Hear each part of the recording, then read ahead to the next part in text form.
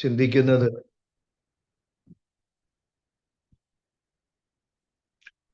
മനുഷ്യനീതിയെ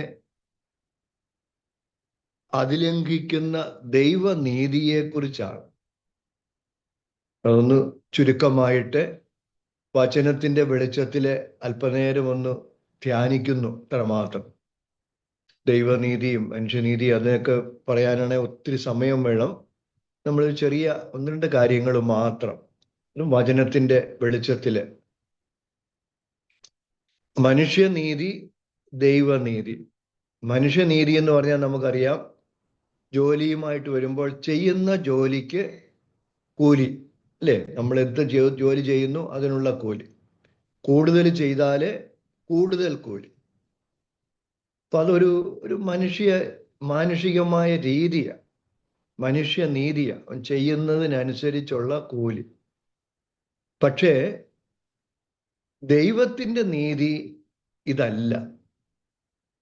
മനുഷ്യന്റെ ഈ നീതിയെ അതിലംഘിക്കുന്നതാണ് ദൈവനീതി. ഉദാഹരണം പറഞ്ഞാല് മത്തായിയുടെ സുവിശേഷത്തിലെ 20-ാമത്തെ അധ്യായത്തില് അവിടെ ഒരു മുന്തിരിത്തോട്ടത്തിലെ ജോലിക്കാരുടെ ഉപമ പറഞ്ഞിട്ട് അവിടെ ഈശോ പറയുന്ന ഒരു കാര്യമുണ്ട്. 20-ാമത്തെ അധ്യായം 9-ാമത്തെ വാക്യത്തില് 11-ാം മണിക്കൂറിൽ വന്ന് ജോലി ചെയ്തവനും 1 ദനാറ കിട്ടി. ദിവസത്തിന്റെ ആരംഭം മുതൽ ജോലി ചെയ്തവർക്കെല്ലാം അവരോടൊക്കെ 1 ദനാറ, ഒരു ദിവസത്തെ കൂലി അതാ. ആ ദനാറ വാഗ്ദാനം ചെയ്ത് ഓരോരുത്തരെയും ജോലിക്ക് വിളിച്ചു. ഇപ്പൊ രാവിലെ 6 മണിന്ന് വെച്ചു. രാവിലെ 6 മണി, അതാണ് രാവിലെ മുതല് അവിടെ ആദ്യം പറയുന്നതാ. 20-ാമത്തെ അധ്യായം 1-ാമത്തെ വാക്യത്തിൽ പറയുന്നത്, അതിരാവിലെ പുറപ്പെട്ട വീട്ടുടമസ്ഥൻ എന്തിനാണ്? ജോലിക്കാരെ വിളിക്കാനായിട്ട് അവരെ ജോലിക്ക് നിയോഗിക്കുകയാണ്. അവർക്കെല്ലാം 1 ദനാറ വാഗ്ദാനം ചെയ്യുകയാണ്. ജോലി കഴിയുമ്പോൾ, ഇന്നത്തെ ജോലി കഴിയുമ്പോൾ ഞാൻ നിങ്ങൾക്ക് 1 ദനാറ തന്നുകൊള്ളാം എന്നും പറഞ്ഞുകൊണ്ട് അവൻ എല്ലാവരെയും വിളിക്കുന്നു. അവസാനം 2-3 പ്രാവശ്യമായിട്ട് പുറത്തേക്ക് ഇറങ്ങി നോക്കിയപ്പോഴൊക്കെ ജോലിയില്ലാതെ നിൽക്കുന്നവരെ കാണുമ്പോൾ അവരെയും വിളിച്ച് അവരെയും ജോലിക്ക് അയക്കുകയാണ്. അങ്ങനെ അവസാനം അയച്ചത് പറയുന്നത് 11-ാം മണിക്കൂറാണ്. 11-ാം മണിക്കൂർ എന്ന് പറയാൻ നമ്മൾ കണക്ക് കൂട്ടിയാല് ഇപ്പം അതിരാവിലെ 6 മണി വെച്ച് കണക്ക് കൂട്ടിയാൽ 11-ാം മണിക്കൂർ എന്ന് പറയാൻ എത്രയാണ്? 5 മണിയാണ്. വൈകിട്ട് 5 മണിക്ക്. വൈകിട്ട് 5 മണിക്ക് വന്ന് 6 മണി വരെ ജോലി ചെയ്തവര്. ഹല്ലേലൂയ. വൈകിട്ട് 5 മണിക്ക് വന്ന് 6 മണി വരെ 1 മണിക്കൂറേ ജോലി ചെയ്തുള്ളൂ. അവനും കിട്ടി 1 ദനാറ. Hallelujah, hallelujah, hallelujah. അപ്പോൾ നമ്മൾ കാണുന്നത് എന്താ? അർഹത നോക്കാതെ അനുഗ്രഹം ചൊരിയുന്ന ദൈവനീതി. എൻ്റെ അർഹത നോക്കിയിട്ടല്ല ദൈവം എനിക്ക് തരുന്നത്. ഞാൻ ചെയ്ത് എന്തെല്ലാം കാര്യങ്ങൾ ചെയ്തു. ഇപ്പം മനുഷ്യനീതിയെക്കുറിച്ച് ഞാൻ പറഞ്ഞു. ഞാൻ എന്ത് ജോലി ചെയ്തു, ആ ജോലിക്ക് കൂലി കിട്ടാൻ ഞാൻ അർഹതപ്പെട്ടവനാ, അല്ലേ? ഹല്ലേലൂയ. അപ്പൊ അതെനിക്ക് കിട്ടണം. പക്ഷെ ഇവിടെ 1 മണിക്കൂർ ജോലി ചെയ്തവന് 1 ദനാറ മനുഷ്യനീതിക്കനുസരിച്ച് കൊടുക്കാൻ കടപ്പെട്ടവനല്ല. പക്ഷേ ദൈവം അതല്ല നോക്കുന്നത്. അതാ ഞാൻ പറഞ്ഞത്, അർഹത നോക്കാതെ, ഓരോരുത്തരുടെയും അർഹത നോക്കാതെ അനുഗ്രഹം ചൊരിയുന്ന ദൈവം. Hallelujah, hallelujah, hallelujah. അപ്പൊ ആ ദൈവനീതിയാണ്, ദൈവത്തിന്റെ നീതി അതാ. ഇപ്പം ജീവിതത്തിന്റെ വിവിധ ഘട്ടങ്ങളിലാണ് മനുഷ്യൻ ദൈവത്തെ കണ്ടുമുട്ടുന്നത്, അല്ലേ? എപ്പോഴാണെങ്കിലും നമ്മെ ഉപേക്ഷിക്കാൻ, നമ്മൾ എപ്പോൾ ദൈവത്തെ കണ്ടുമുട്ടിയാലും ആ ദൈവം നമ്മെ ഉപേക്ഷിക്കാതെ തന്നോട് ചേർത്ത് പിടിക്കുകയാണ്. ദൈവം നമ്മെ തന്നോട് ചേർത്ത് പിടിക്കുന്നു. അതാണ് ദൈവത്തിന്റെ പ്രത്യേകത. ഇപ്പൊ അവിടെ 3-ാമത്തെ വാക്യത്തിൽ പറയുന്നുണ്ട്, 20-ാം അധ്യായം 3-ാമത്തെ വാക്യം. ദിവസം 3-ാം മണിക്കൂറിൽ അവൻ പുറത്തേക്ക് ഇറങ്ങിയപ്പോൾ ചിലര് ചന്തസ്ഥലത്ത് അലസരായിട്ട് നിൽക്കുന്നത് കണ്ടിട്ട് അവരോട് പറഞ്ഞു, നിങ്ങൾ മുന്തിരിത്തോട്ടത്തിലേക്ക് പോകുക. അത് കഴിഞ്ഞ് 5ഉം 6ഉം വാക്യങ്ങളും നോക്കി. 5-ാം വാക്യത്തിൽ പറയുന്നത് 6-ാം മണിക്കൂറിലും 9-ാം മണിക്കൂറിലും പുറത്തേക്ക് ഇറങ്ങിയപ്പോഴും ഇത് തന്നെ കാണുന്നു. പിന്നെ അത് കഴിഞ്ഞ് 6-ാമത്തെ മണിക്കൂറിൽ, ഏകദേശം 11-ാം മണിക്കൂറിൽ, 6-ാമത്തെ വാക്യം, 11-ാം മണിക്കൂറിൽ അവൻ പുറത്തേക്ക് ഇറങ്ങിയപ്പോഴും ചിലര് വെറുതെ നിൽക്കുന്നത് കണ്ടുകൊണ്ട് അവരോടും പറഞ്ഞു, നിങ്ങളും പോയി മുന്തിരിത്തോട്ടത്തിൽ ജോലി ചെയ്യുക, നിനക്ക് അർഹതയുള്ളത് ഞാൻ തരാം. അപ്പൊ ഇങ്ങനെ പല മണിക്കൂറുകളിൽ വിളിക്കപ്പെട്ട് പല മണിക്കൂറുകളിലായിട്ട് പോയി ജോലി ചെയ്തവർക്ക് അവസാനം കൂലി കൊടുക്കുന്നുണ്ട്. 8-ാമത്തെ വാക്യം. ഹല്ലേലൂയ.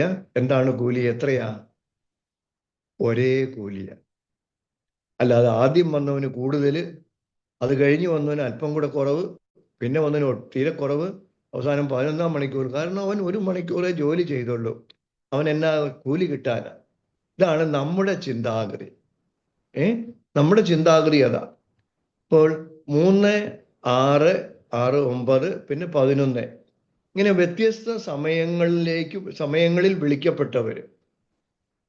ഇവിടെ നമുക്ക് ഇതൊന്ന്, ഞാൻ ഇതിനെക്കുറിച്ച് ചിന്തിച്ചപ്പോൾ ഇന്ന് കാണാനായിട്ട് മനസ്സിലാക്കാൻ സാധിച്ചത്, ഈ 3 വ്യത്യസ്ത സമയങ്ങളിൽ വിളിക്കപ്പെട്ടവര് ജീവിതത്തിന്റെ വിവിധ ഘട്ടങ്ങളിൽ വിളിക്കപ്പെട്ടവരാണ്. നമ്മുടെയൊക്കെ ജീവിതത്തിലേക്ക് വരുമ്പോൾ, ഹല്ലേലൂയ, പറയുന്നത് മനസ്സിലാവുന്നുണ്ടല്ലോ. അപ്പോൾ അതിരാവിലെ അവൻ ഇറങ്ങി ജോലിക്കാരെ വിളിക്കുന്നു.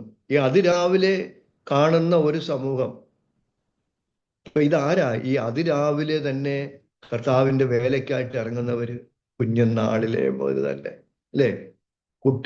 കുഞ്ഞുങ്ങള് അവര് ഇപ്പൊ നമ്മുടെ രീതിയിൽ പറയാൻ മാമോദീസ സ്വീകരിച്ച്, ഇപ്പോഴത്തെ കാലത്ത് മറ്റേ പ്രവേശക കൂദാശകളൊക്കെ സ്വീകരിച്ച് മാതാപിതാക്കളിലൂടെ കൂടുതലായിട്ട് ഈശോയെ അനുഭവിച്ചറിഞ്ഞ് അങ്ങനെ ആ ഒരു രീതിയിൽ ജീവിക്കുന്ന മക്കള്, അവരാണ് ആരംഭം മുതൽ വിളിക്കപ്പെടുകയാണ്. എന്നാൽ അത് കഴിഞ്ഞ് ചിലര് ഈ ആരംഭത്തിൽ ആ ഒരു ഉന്മേഷമൊക്കെ ഉണ്ട്, കുഞ്ഞുങ്ങളായിരിക്കും. അല്പം കൂടെ വളർന്നു കഴിയുമ്പം ആ ഉന്മേഷമൊക്കെ പോയി. പക്ഷെ അവരെ 3-ാം മണിക്കൂറിൽ വിളിക്കുന്നു. 3-ാം മണിക്കൂറിൽ വിളിക്കുക എന്ന് പറഞ്ഞാല് അവരുടെ യൗവനത്തിൽ വിളിക്കുന്നു. Hallelujah, hallelujah. യൗവനത്തിലെ ദൈവം അവരെ വിളിക്കുകയാണ്. ഇപ്പൊ ചിലര് ശൈശവത്തിൽ വിളിക്കുന്നു, അതാ 1-ാം മണിക്കൂറിൽ, അതിരാവിലെ. അത് കഴിഞ്ഞ് 3-ാം മണിക്കൂറിൽ വിളിക്കുന്നത് യൗവനത്തിൽ വിളിക്കപ്പെട്ടവര്. അത്രയും നാളുമൊക്കെ ദൈവത്തെ അനുഭവിച്ചറിയാതെ മോശമായിട്ടൊക്കെ ജീവിച്ചിരുന്നവരും ചില പ്രത്യേക അവസരങ്ങളിലെ അവര് ഏതോ കാരണത്താൽ അവര് തിരിച്ചു ദൈവത്തിങ്കിലേക്ക് വരുന്നു. ഇന്ന് നമ്മൾ കാണുന്നുണ്ട് ജീസസ് യൂത്ത് എന്നും പറഞ്ഞ പ്രസ്ഥാനമുണ്ട്. ജീസസ് യൂത്ത് നമ്മുടെ കരിസ്മാറ്റിക് നവീകരണത്തിന്റെ തന്നെ യൂത്ത് വിങ്ങിന്റെയാണ്. അപ്പൊ ജീസസ് യൂത്തിലൂടെ അനേകം ചെറുപ്പക്കാര് അതുവരെ ദൈവവുമായിട്ട് യാതൊരു ബന്ധവുമില്ലാതിരുന്നവര് ഈ ജീസസ് യൂത്ത് പ്രസ്ഥാനത്തിലേക്ക് കടന്നു വന്ന് അതിലൂടെ ദൈവത്തെ സ്തുതിച്ചു മഹത്വപ്പെടുത്തുന്നവര്. ഇപ്പൊ നമ്മുടെ ഇടവകളിലൊക്കെ ആണെങ്കിലും നമുക്ക് യുവജനങ്ങളുടെ സംഘടനകളുണ്ട്. കൂട്ടുകാരിലൂടെ, അവിടുത്തെ ഇടവകയെ നയിക്കുന്ന ഇടയന്മാരിലൂടെ, മറ്റുള്ളവരിലൂടെയൊക്കെ ദൈവത്തെക്കുറിച്ച് കേട്ടറിഞ്ഞ് ഒന്ന് ചേർന്ന് വന്ന് പ്രവർത്തിക്കുന്നവർ. SMYM, KCYM, യുവദീപ്തി, ഇങ്ങനെയൊക്കെയുള്ള പ്രസ്ഥാനങ്ങൾ. അപ്പൊ ഇതിലൂടെ യൗവനത്തിൽ ദൈവത്തെ തിരിച്ചറിഞ്ഞ് ദൈവത്തെ കണ്ടുമുട്ടി ദൈവസന്നിധിയിലേക്ക് വരുന്നവര്, അവരാ 3-ാം മണിക്കൂറുകാര്. നമ്മളൊക്കെ ഒന്ന് ആലോചിച്ച് നോക്കണം കേട്ടോ, ഞാൻ ഏത് മണിക്കൂറിൽ വന്നവനാണെന്ന്. 1-ാം മണിക്കൂറിൽ വന്നിട്ടുള്ളവനാണോ 3-ാം മണിക്കൂറിൽ വന്നിട്ടുള്ളവനാണോ എന്നൊക്കെ ചിന്തിക്കണം. ഇനി ഇതും കഴിഞ്ഞ് ചിലരൊക്കെ ഈ സമയത്ത് ഒന്നുമില്ല. ഇനി അത് കഴിഞ്ഞ് അവര് 5-ാമത്തെ വാക്യത്തിലും 6-ാമത്തെ വാക്യത്തിലും പറയുന്നത് 6ഉം 9ഉം മണിക്കൂറില്, 6-ാം മണിക്കൂറിലും 9-ാം മണിക്കൂറിൽ ഇവരാരാ? ജീവിതത്തിന്റെ മധ്യാഹ്ന ഘട്ടത്തില് ഈശോയിലേക്ക് വരുന്നവര്, സഭയിലേക്ക് വരുന്നവര്. ഹല്ലേലൂയ. മധ്യാഹ്നം, അതായത് യുവത്വം ഒക്കെ കഴിഞ്ഞു, എന്നിട്ടും രക്ഷയില്ല, ദൈവത്തെ അനുഭവിച്ചില്ല, അറിഞ്ഞില്ല, ദൈവസന്നിധിയിലേക്ക് അവർക്ക് വരാൻ പറ്റിയില്ല. എന്നാൽ ഈ ഒരു മിഡിൽ ഏജ് കാലഘട്ടം അല്ലെങ്കിൽ യൗവനമൊക്കെ കഴിഞ്ഞിട്ട് ഒരു മധ്യാഹ്നം എന്ന് വേണമെങ്കിൽ പറയാം, അവിടെ ഏതോ കാരണത്താല് ഏതോ അനുഭവത്താല് ദൈവത്തിങ്കിലേക്ക് വരുന്ന മക്കള് അങ്ങനെയുണ്ട്. ഇപ്പൊ എനിക്കറിയാം, ഇപ്പൊ ഈ നവീകരണ ധ്യാനങ്ങളൊക്കെ നടത്തിക്കൊണ്ടിരുന്നപ്പോഴൊക്കെ ആ ധ്യാനങ്ങളിലൂടെ അപ്പൊ ചിലപ്പം ചിലരെയൊക്കെ പിടിച്ചുകൊണ്ട് വന്ന് ധ്യാനം കൂടിച്ചതാ. നമ്മളിപ്പം പോർട്ടയിലൊക്കെ കാണുന്നുണ്ട്, ഡിവൈനിലൊക്കെ ഇവിടുന്നൊക്കെ ചിലരെയൊക്കെ പിടിച്ചുകൊണ്ട് പോയി ധ്യാനത്തിന് പങ്കെടുപ്പിക്കുന്നവരൊക്കെ. അപ്പൊ ആ സമയത്ത് ചിലപ്പോൾ അതൊരു അനുഭവമായിട്ട് മാറി തിരിച്ച് വരുന്ന ഒരു അവസരമായിട്ടത് മാറുന്നു. അപ്പൊ ഇവരാണ് മധ്യാഹ്ന കാലഘട്ടത്തിലെ ഈശോയെ തിരിച്ചറിഞ്ഞ് സഭയിലേക്ക് വരുന്നവർ. ഇതാണ് 5ഉം 6ഉം 6ഉം 9ഉം യാമങ്ങളിൽ വരുന്നവര്. ഹല്ലേലൂയ എന്ന് പറഞ്ഞേ, hallelujah, hallelujah, hallelujah, hallelujah, hallelujah, hallelujah. എന്നാല് ഈ കാലഘട്ടത്തിൽ ഒന്നും ദൈവത്തിന്റെ സന്നിധിയിലേക്ക് വരാത്തവരുണ്ട്, ദൈവത്തെ തിരിച്ചറിയാത്തവരുണ്ട്. ചിലപ്പോൾ അവസാന കാലഘട്ടത്തിലായിരിക്കും തിരിച്ചു വരവ്. വാർദ്ധക്യത്തില് ദൈവത്തെ അനുഭവിച്ചറിഞ്ഞ് ദൈവ സന്നിധിയിലേക്ക് വരുന്നവർ ചിലപ്പോൾ രോഗശയ്യയിലായിരിക്കുമ്പോഴാണ്, എന്തെങ്കിലും അപകടം പറ്റി അല്ലെങ്കിൽ രോഗിയായിട്ട് കിടക്കുന്നു. അപ്പൊ അങ്ങനെയുള്ള അവസരങ്ങളിൽ ദൈവത്തെ അനുഭവിക്കാനായിട്ടൊരു അവസരം കിട്ടി, അങ്ങനെ ദൈവസന്നിധിയിലേക്ക് വരുന്നു. Hallelujah, hallelujah. ഇവരാണ് 11ാം മണിക്കൂറുകാര് കേട്ടോ. 11ാം മണിക്കൂർ എന്ന് പറഞ്ഞ ഇവരാ. അതായത് നമ്മൾ ആദ്യം പറഞ്ഞായിരുന്നു, ദിവസത്തിലെ 1 മണിക്കൂർ മാത്രം ജോലി ചെയ്യുന്നവർ 11ാം മണിക്കൂറില്. ഇപ്പം 6 മുതൽ 6 വരെയാണ് 12 മണിക്കൂറെങ്കില് അതിൽ 5ാം മണിക്കൂറിൽ വന്നിട്ട് 5 മണിക്ക് വന്ന് 1 മണിക്കൂർ 6 മണി വരെ ജോലി ചെയ്തു പോകുന്നവര് ഇവരാ 11ാം മണിക്കൂറുകാർ. ഇവരാണ് വാർദ്ധക്യത്തിലെ ദൈവസന്നിധിയിലേക്ക് വരുന്നവർ. Hallelujah, hallelujah, hallelujah, hallelujah, hallelujah. പക്ഷേ ശ്രദ്ധിക്കേണ്ട കാര്യം എന്താ? നീ ശൈശവത്തിൽ വന്നാലും, നീ യൗവനത്തിൽ വന്നാലും, മധ്യാഹ്നത്തിൽ വന്നാലും, വാർദ്ധക്യത്തിൽ വന്നാലും നീ ശ്രദ്ധിക്കേണ്ട ഒരു കാര്യമുണ്ട്. നിനക്ക് അർഹതപ്പെട്ടത് അവിടുന്ന് തരും. ഇപ്പൊ ഇവിടെ ബൈബിളില് വചനത്തിൽ നമ്മൾ കാണുന്നത് ഒരേ കൂലി കൊടുക്കുകയാണ്. സ്വർഗരാജ്യമാകുന്ന കൂലി, ദൈവരാജ്യമാകുന്ന ആ വലിയ പദവി, ആ ദൈവരാജ്യത്തിലെ ആകുവാൻ അല്ലെങ്കിൽ ദൈവരാജ്യത്തിലേക്ക് പ്രവേശിക്കാനുള്ള അനുഗ്രഹം നമുക്ക് കിട്ടുകയാണ്. അപ്പൊ അതാണ് കൂലി. ഏറ്റവും വലിയ കൂലി അതല്ലേ? നമ്മുടെ ഈ ലോക ജീവിതത്തിന്റെ ഏറ്റവും വലിയ സമ്മാനം എന്ന് പറയുന്നതാ. അതുകൊണ്ടാ യോഹന്നാൻ 6:27 പറയുന്നത്, നശ്വരമായ കാര്യങ്ങൾക്ക് വേണ്ടി അധ്വാനിക്കാതെ അനശ്വരമായ സമ്പത്തിന് വേണ്ടി. എന്താ ഇവ അനശ്വരമായ സമ്പത്ത്? ദൈവരാജ്യമാണ്, ദൈവത്തിന്റെ സാന്നിധ്യം, ദൈവത്തിന്റെ കൂടെ ആയിരിക്കുക, അവിടുത്തോട് കൂടെ ആയിരിക്കുക, അവിടുത്തെ വലതുവശത്ത് നിൽക്കുക. മത്തായിയുടെ സുവിശേഷം 25-ാമത്തെ അധ്യായത്തിലെ 31 മുതലുള്ള വാക്യങ്ങൾ നമ്മൾ കാണുന്നതല്ലേ? അവിടുത്തെ വലതുഭാഗത്ത് നിൽക്കാനുള്ള വലിയ കൃപ, വലിയ അനുഗ്രഹം. ഇതാ നമ്മുടെ കൂലി എന്ന് പറയുന്നത്. ഈ കൂലി നമുക്ക് എപ്പോഴും കിട്ടും. നാം ദൈവസന്നിധിയിലേക്ക് തിരിഞ്ഞ് അവിടുത്തെ പക്കൽ ചെല്ലുമ്പോഴേ നമുക്ക് കിട്ടും. നമുക്കതുണ്ട്, യാതൊരു സംശയവുമില്ല. അതുകൊണ്ട് നമ്മൾ ഏത് അവസ്ഥയിലാണേലും, കുട്ടികളായിരിക്കുമ്പോഴോ, യൗവനത്തിലായിരിക്കുമ്പോഴോ, മധ്യാഹ്നത്തിലായിരിക്കുമ്പോഴോ, ഈ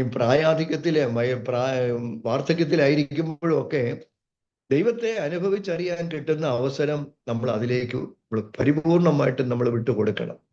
നമുക്കാർക്കും വിധിക്കാൻ അവകാശമില്ല.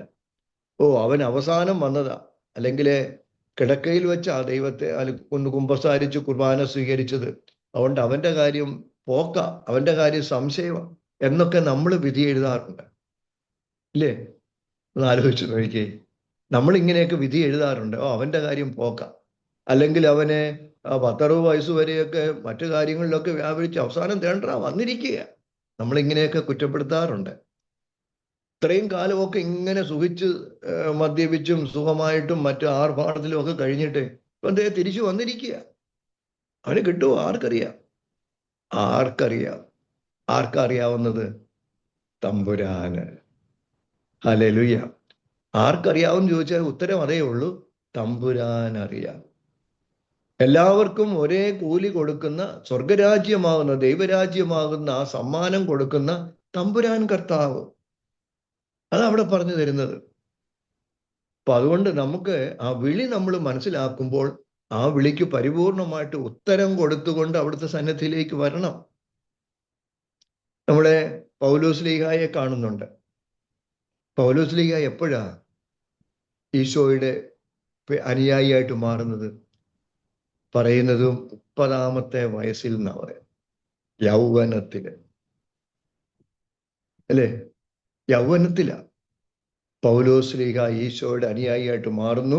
ഈശോയ്ക്ക് വേണ്ടി ജീവിതം ഒഴിഞ്ഞു വെക്കുന്നു. എന്തുമാത്രം പീഡനങ്ങളൊക്കെ കൊറിന്ത്യ ലേഖനൻ, 2 കൊറിന്ത്യൻസ് ഒക്കെ നമ്മൾ വായിച്ചാൽ നമുക്ക് കാണാൻ സാധിക്കും. എന്തുമാത്രം യേശുവിനെ പ്രതി കഷ്ടതകൾ അനുഭവിച്ച മനുഷ്യൻ, അനുഭവിച്ചറിഞ്ഞു കഴിഞ്ഞപ്പോൾ അതിനുവേണ്ടി പരിപൂർണമായിട്ടും നീക്കിവെച്ചു. തിമോത്തിക്കെഴുതി 2-ാം ലേഖനം അവസാനത്തെ ഭാഗത്ത് പറയുന്നില്ലേ, ഞാൻ നന്നായി പൊരുതി, ഞാൻ നന്നായി ഓടി, എൻ്റെ ഓട്ടം ഞാൻ പൂർത്തിയാക്കി, അതുകൊണ്ട് നീതിയുള്ള ന്യായാധിപനായ കർത്താവ് നീതിയുടെ കിരീടം എന്നെ അണിയിക്കും. Praise the Lord. Hallelujah, hallelujah. നീതിയുടെ കിരീടം എന്നെ അണിയിക്കുമെന്ന് അദ്ദേഹത്തിന് ഉറപ്പുണ്ട്. കാരണം ആ ജീവിതം മുഴുവൻ അനുഭവിച്ചറിഞ്ഞതു മുതലേ 30-ാമത്തെ വയസ്സിൽ ഈശോയെ അനുഭവിച്ചറിഞ്ഞെങ്കിൽ അത് മുതൽ മരിക്കുന്നത് വരെയും പരിപൂർണമായിട്ട് അവിടുന്ന് ഒരിക്കലും തിരിഞ്ഞു നോക്കിയിട്ടില്ല, തിരിച്ചോടിയിട്ടില്ല. എതിർപ്പുകളുടെ നടുവിലും ധൈര്യപൂർവ്വം നിന്നു. അപകടങ്ങളും ആപത്തുകളും എല്ലാം ഉണ്ടായി, സ്വന്തക്കാര് പോലും എതിർത്തു, പക്ഷേ ഒരിക്കലും തിരിഞ്ഞു നോക്കിയിട്ടില്ല. അതിന് കിട്ടിയ സമ്മാനമായത് നീതിയുടെ കിരീടം അവിടുന്ന് തന്നെ അണിയിക്കും. Hallelujah, hallelujah, hallelujah, hallelujah. ഇപ്പൊ ഇങ്ങനെ ഓരോരുത്തരും വിളിക്കപ്പെടും. നമ്മളെ മോശയുടെ കാര്യത്തിൽ നമ്മൾ വായിക്കുന്നുണ്ട്. മോശ 40-ാമത്തെ വയസ്സിലാണ് ഈജിപ്തിൽ നിന്ന് ഒളിച്ചോടി പോകുന്നത്, അല്ലേ? ഒരു ഈജിപ്തുകാരനെ കൊന്നെന്നും പറഞ്ഞ് സ്വന്തം ജാതിക്കാർ തന്നെ മോശയ്ക്കെതിരായിട്ട് പ്രവർത്തിച്ചപ്പോൾ പേടിച്ച് ഫറവോയുടെ സന്നിധിയിൽ നിന്ന് ഈജിപ്തിൽ നിന്ന് ഒളിച്ചോടുകയാണ്. പിന്നീട് നമ്മൾ കാണുന്നുണ്ട് അവിടെ 40 വർഷത്തോളവും അവിടെയൊക്കെ ജീവിച്ചു, മിദിയാനിൽ ജീവിച്ചു. തൻ്റെ അമ്മായിയപ്പൻ്റെ ആടുമാടുകളെയൊക്കെ മേയിച്ച് അതിൻ്റെ ഇടയിലെ വിവാഹം കഴിച്ച് മക്കളും ഒക്കെ ഉണ്ടായി അവിടെ ഇങ്ങനെ ജീവിക്കുമ്പോഴാ 80-ാമത്തെ വയസ്സിലാ മോശയ്ക്ക് വിളിയുണ്ടാകുന്നത്, നീ തിരിച്ച് ഈജിപ്തിലേക്ക് പോയി എൻ്റെ ജനത്തെ കൂട്ടിക്കൊണ്ടുവരിക, എൻ്റെ ജനത്തെ നീ കൂട്ടിക്കൊണ്ടുവന്ന് ആരാധിക്കാനായിട്ട് കൊണ്ടുവരിക എന്നും പറഞ്ഞുകൊണ്ട് മോശയെ പറഞ്ഞയക്കും 40-ാമത്തെ വയസ്സ്. ഇങ്ങനെ ഓരോരുത്തർക്കും ഓരോ സമയത്ത് വിളി വരുന്നുണ്ട്. ദാവീദും ഇതുപോലെ തന്നെ ചെറുപ്പത്തിലെ രാജാവായിട്ട് അഭിഷേകം ചെയ്യപ്പെട്ടെങ്കിലും ഇസ്രായേലിന്റെ രാജാവായിട്ട് പരിപൂർണമായിട്ടും ആകുന്നത് 30-ാമത്തെ വയസ്സിലാണ്. മഹാനായ ദാവീദ് രാജാവ്. ഇങ്ങനെ ഏത് ഘട്ടത്തില് കണ്ടുമുട്ടിയാലും ഏത് ഘട്ടത്തിലാണേലും നമ്മെ ചേർത്ത് പിടിക്കുന്ന ഒരു ദൈവം നമ്മുടെ കൂടെ, ദൈവമാണ് നമ്മുടെ ദൈവം. ഹല്ലേലൂയ. ഏത് ഘട്ടത്തിലായാലും, കുഞ്ഞുനാൾ മുതലാണെങ്കിൽ, ശൈശവത്തിലാണെങ്കിൽ, യൗവനത്തിലാണ്, മധ്യാഹ്നത്തിലോ പ്രായാധിക്യത്തിലോ എപ്പോഴാണെങ്കിലും, അറ്റ് വാട്ട് സ്റ്റേജ്, എന്താണ്, ഏത് സ്റ്റേജിലാണെങ്കിൽ നമ്മെ ചേർത്ത് പിടിക്കുന്ന ദൈവം, അതാ ദൈവ നീതി എന്ന് പറയുന്നത്. പറഞ്ഞേ hallelujah, hallelujah, hallelujah, hallelujah, hallelujah. ആ കണ്ടുമുട്ടുന്ന ദൈവത്തെ കണ്ടുമുട്ടുന്ന അവസരം മുതൽ പരിപൂർണമായിട്ട് അവിടത്തേക്ക് വിട്ടുകൊടുക്കുക. നല്ല കള്ളന്റെ കാര്യം നമ്മൾ വായിക്കുന്നില്ലേ ലൂക്കാ 23-ല്? ആ 23 42-ാമത്തെ വാക്യത്തില് ഈശോയെ മനസ്സിലാക്കി കഴിഞ്ഞപ്പോൾ വിളിച്ചു പറയുകയാ, അങ്ങയുടെ രാജ്യത്തിൽ അങ്ങയുടെ രാജ്യത്തിലായിരിക്കുമ്പോൾ എന്നെ കൂടി ഓർക്കണമേ. താഴ്മയായിട്ട് അപേക്ഷിക്കും. കള്ളനായിരുന്നു, കൊലപാതകിയായിരുന്നു, കവർച്ചക്കാരനായിരുന്നു. പക്ഷെ അവന് ഈശോയെ മനസ്സിലാക്കുവാൻ സാധിച്ചു. തൻ്റെ ഇടതുഭാഗത്ത് കിടക്കുന്നത് ഈ ദൈവപുത്രനായ ഈശോയാണെന്ന് ഈ നല്ല കള്ളന് ബോധ്യമുണ്ടായി. അപ്പുറത്തും ഇപ്പുറത്തും രണ്ട് കള്ളന്മാരുടെ നടുവിലായി ഈശോ കിടക്കുന്നത്. ആ ഇടതുഭാഗത്ത് കിടന്നവന് ഒരു ബോധവും ഇല്ല. അവനിങ്ങനെ വീണ്ടും ഇങ്ങനെ ചീത്തയും തെറിയും പറഞ്ഞ് എല്ലാവരെയും കുറ്റപ്പെടുത്തുന്നു, നടുക്ക് കിടക്കുന്ന യേശുവിനെയും കുറ്റപ്പെടുത്തുന്നു. എന്നാൽ വലതുഭാഗത്ത് കിടന്നവൻ തൻ്റെ ഇടതുഭാഗത്ത് കിടക്കുന്നത് യേശുവാണ്, ദൈവപുത്രനാണെന്ന് മനസ്സിലാക്കിയപ്പോൾ അവൻ വിളിച്ചു പറയുകയാ, യേശുവേ, ദൈവപുത്ര, അങ്ങയുടെ രാജ്യത്തിലായിരിക്കുമ്പോൾ എന്നെ കൂടി ഓർക്കണമേ. ഇതാ നല്ല കള്ളൻ. നല്ല കള്ളന്റെ പേരെന്നാന്നറിയാമോ? ആർക്കെങ്കിലും ഒന്ന് പറയാമോ? ഈ നല്ല കള്ളന്റെ പേരെന്താ? ഞാൻ പറയാം. എന്താണെന്നറിയാമോ? നല്ല കള്ളൻ. അവന്റെ പേര് നല്ല കള്ളൻ. അവൻ നല്ലവനായി. അപ്പൊ ഈശോ അവനോട് പറഞ്ഞു, നീ ഇന്ന് എന്നോട് കൂടെ പർദീസായിലായിരിക്കും. ഉണ്ടോ? ചേർത്ത് പിടിക്കുകയാണ്.